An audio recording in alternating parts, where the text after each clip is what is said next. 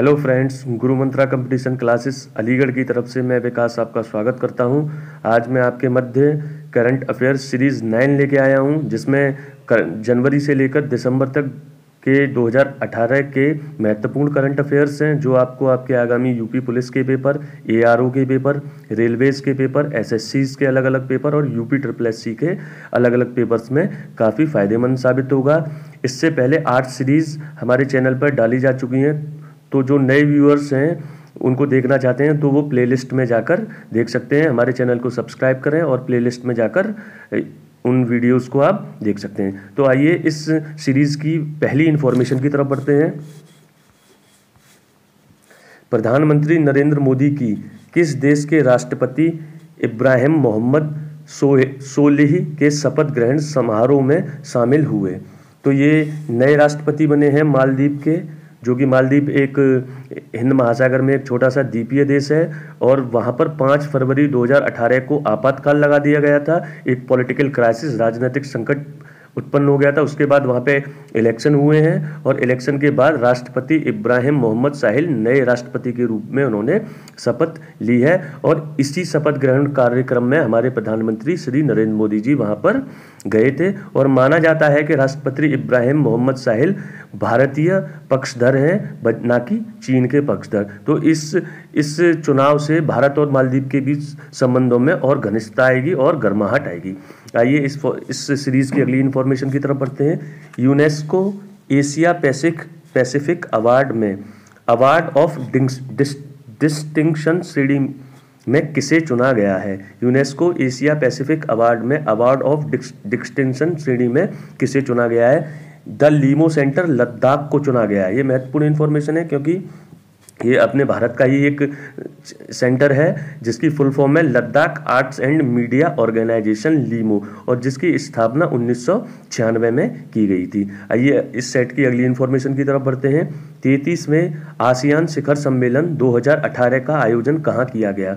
ये किया गया था सिंगापुर में आयोजन। और मैं आपको एक अन्य इन्फॉर्मेशन देता हूँ।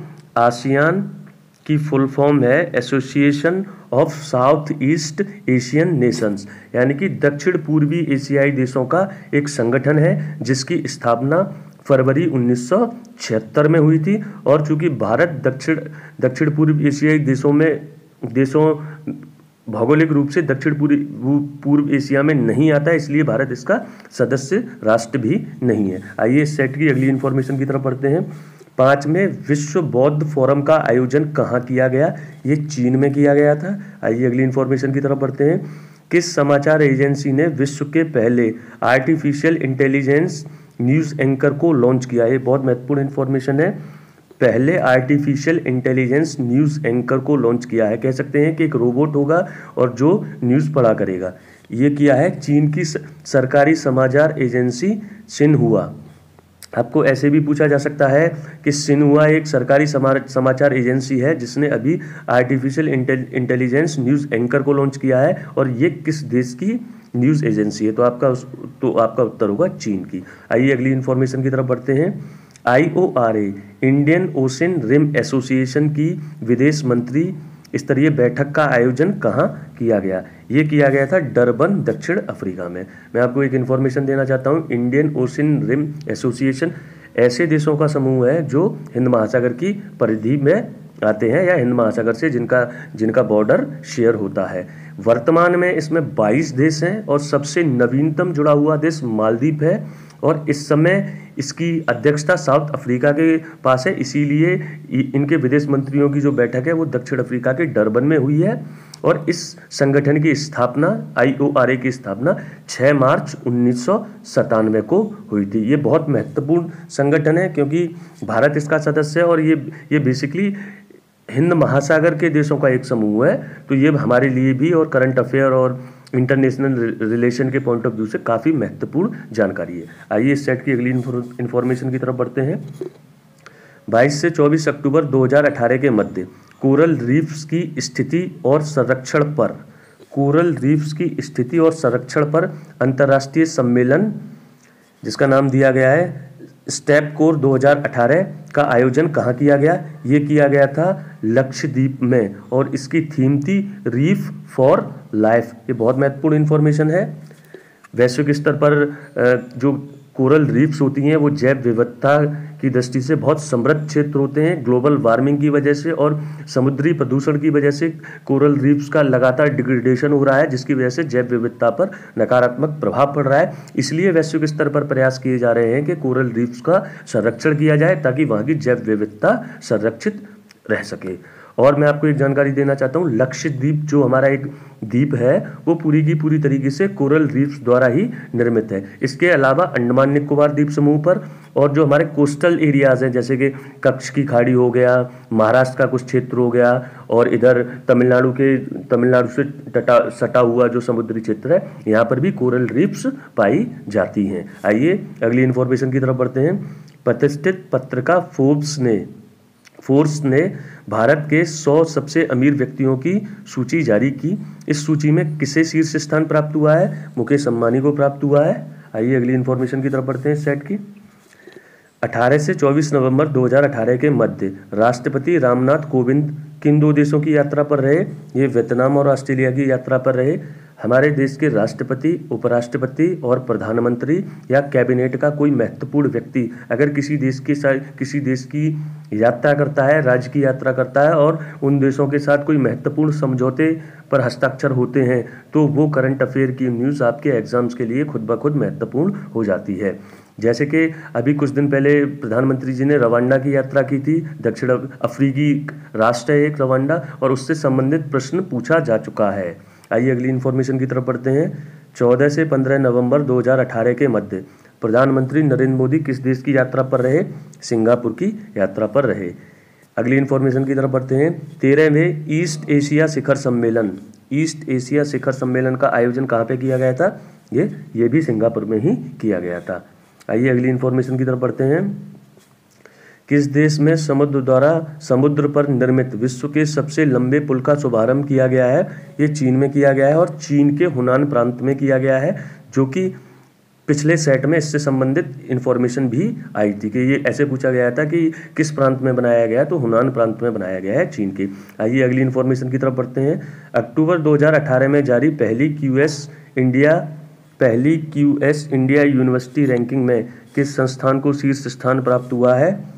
मैं बता चुका हूं आपको। ये जो पिछला वीडियो था या पिछले से पिछला वीडियो रहा हुआ पुराने वीडियो में वो पूछा गया था, क्यूएस रैंकिंग में वर्ल्ड वाइड पूछा गया था तो एमआईटी था टॉप पर, लेकिन मैंने बताया था कि क्यूएस रैंकिंग जो भारत की पहली जारी हुई है उसमें आईआईटी बॉम्बे पहले स्थान पर है और दूसरे स्थान पर आईआईएससी बेंगलोर है।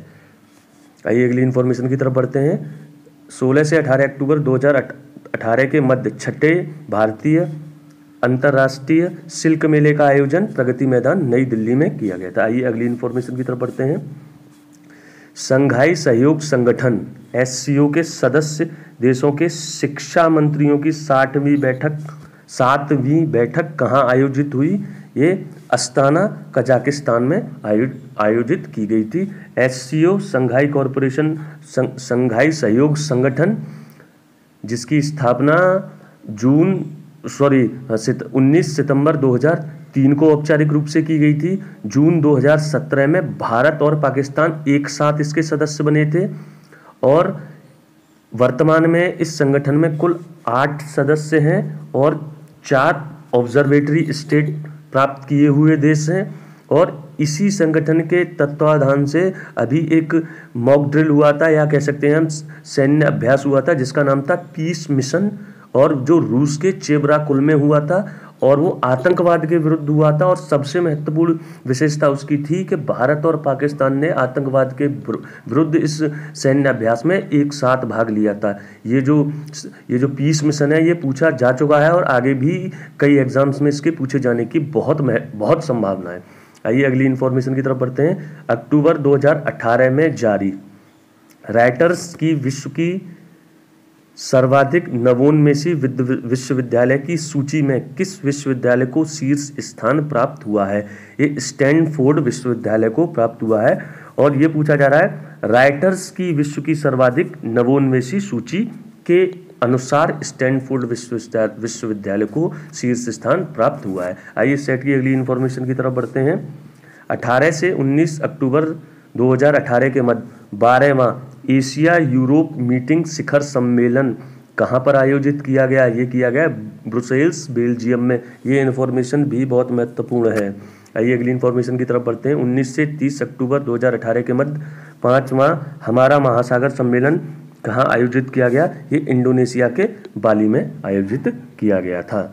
आइए अगली इन्फॉर्मेशन की तरफ बढ़ते हैं। अंतर्राष्ट्रीय सौर संगठन समझौते पर हस्ताक्षर करने वाला 71वां देश कौन सा है?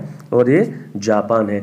इंटरनेशनल सोलर एलायंस ये भारत के लिए एक बहुत महत्वपूर्ण संगठन है, क्योंकि इस संगठन का निर्माण कहीं ना कहीं हमारे प्रधानमंत्री की शुरुआत के या प्रयासों के तहत ही हुआ। और अंतर्राष्ट्रीय सौर संगठन का जो मुख्यालय है वो हमारे गुरुग्राम हरियाणा में मौजूद है। 71वां सदस्य बना है जापान इस संगठन का। और अभी हमारे प्रधानमंत्री को और फ्रांस के पूर्व राष्ट्रपति को संयुक्त रूप से यूएन का पर्यावरण का सबसे प्रमुख award champion of the earth वो हमारे प्रधानमंत्री जी को और रूस के पूर्व राष्ट्रपति जी को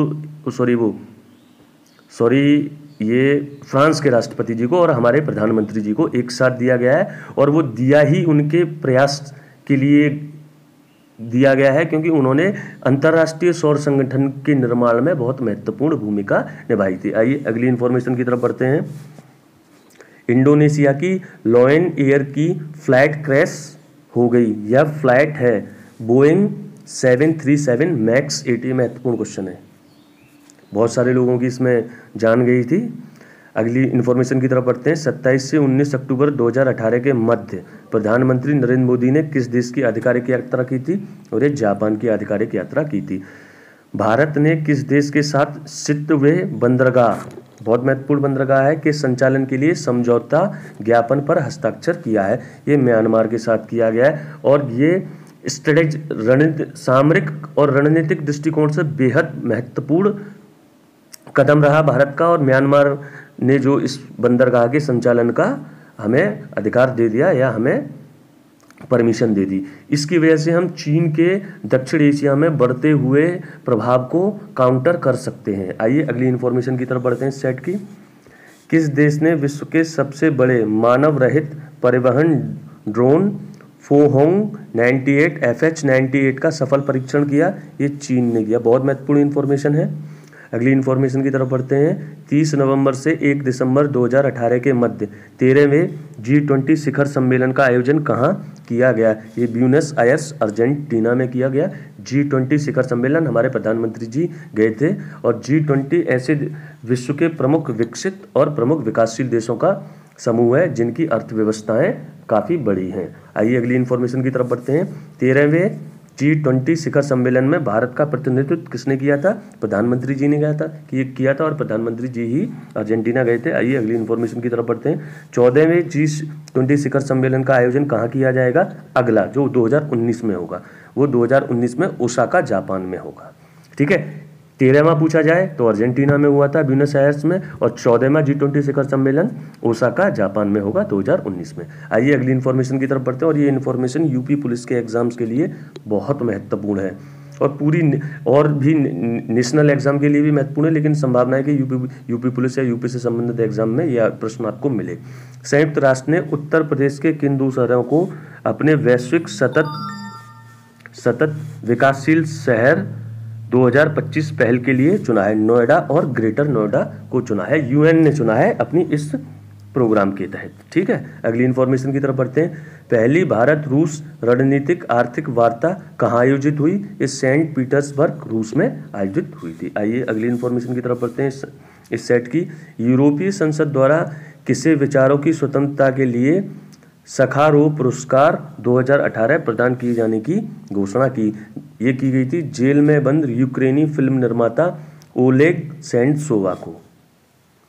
सेंटसोवा को ये यूरोपीय संसद ने इस प्राइज को इनको देने की घोषणा की है। आइए अगली इन्फॉर्मेशन की तरफ बढ़ते हैं।